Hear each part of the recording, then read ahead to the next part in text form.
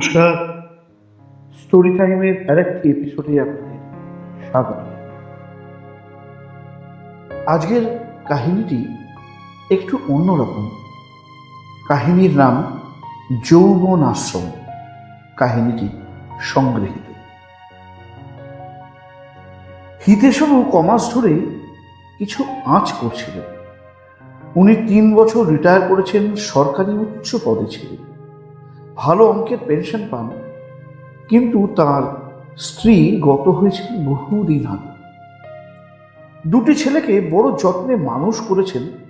বাবা মার দুজনের স্নেহ দিয়ে ভালোভাবে লেখাপড়া করে তারাও প্রতিষ্ঠিত হল। তারপর বড় ছেলের বিয়ে দিলেন, একটি নাতি হলো। হিতেশের মনে আনন্দ আর ধরে না। তার কিছুদিন বাদে ছোট ছেলে নিজের পছন্দের মেয়ে খুঁজে বাবাকে জানালে তিনি সানন্দে সেই মেয়েকে ঘরে নিয়ে এলেন।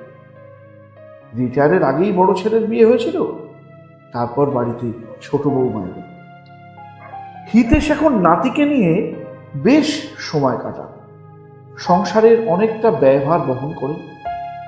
একদিন ইজি চেয়ারে বসে সকালে কাগজ পড়ছেন, তখন বড় বৌমার গলা পেলেন। আজ বাজার শর্ট আছে, রাতে রান্না হবে না।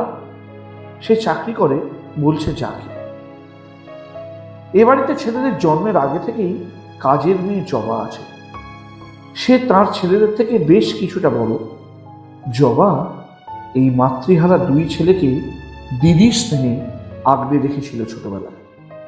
সে বলল, দাদারা কেউ এনে দেবে। বড়বাবু বলল, কেন, বাবা তো বসেই আছেন, বাজারটা তো রোজ করলেই পারে। হিতেশের কানে কথাটা বাজল। বুঝলেন সংসারে তার প্রয়োজন ফুরোতে আরম্ভ করেছে। নিজের মনকে বললেন, মন তুই তৈরি থাক। এরপর থেকে বউদের নানা আচরণে তার প্রতি বিরূপতা প্রকাশ পেতে থাকল। একদিন সকালে বড় ছেলে রাগত গলায় বউকে বলছে, আমার শার্টটা লন্ড্রি থেকে আনা হয়নি। বড় বউ বলল, না, যাবার সময় হয়নি। বড় ছেলে বলল, বাবা একটু আনতে পারলে না, সারাদিন তো বসেই থাকে। হিতেশের কানে আবারও গেল। ভাবলেন যুগ ধর্ম।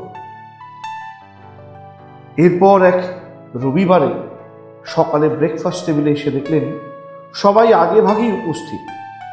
জবা প্লেটে গরম লুচি, আলু ছেঁচকি আর সন্দেশ পরিবেশন করছে। বড় ছেলে বলল, বাবা এসো এসো, তোমার সাথে একটা কথা ছিল। হিতেশ বুঝলেন এরা সকলে কিছু একটা প্ল্যান করেছে। বললেন, বল। বড় ছেলে বলল, জানো বাবা, কাল অফিসের কাজে টাকি গিয়েছিলাম। ওখানকার দর্শনীয় জায়গা দেখলাম। নদীর ধারে স্বাস্থ্যকর পরিবেশে একটা চমৎকার বৃদ্ধাশ্রম চালু হয়েছে। দেখেই ভাবলাম তুমি ওখানে মনোরম পরিবেশে শেষ জীবনটা থাকতে পারো। আমরা যাবো, আসবো।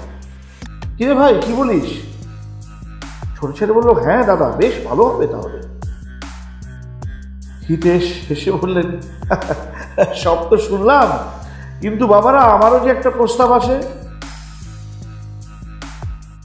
তোমরা বরং একটা জুৎসই যৌবন আশ্রমের খোঁজ করে সেখানেই থাকো না কেন?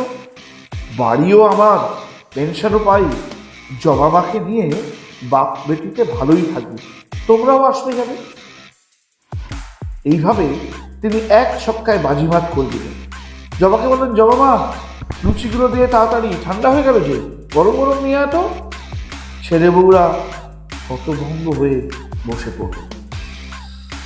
দিনকাল পাল্টাচ্ছে, তাই যোগ্য জবাব দেওয়ার জন্য সকলেরই তৈরি থাকা উচিত, না হলে বড়ই বিপদে পড়তে হতে পারে। নমস্কার।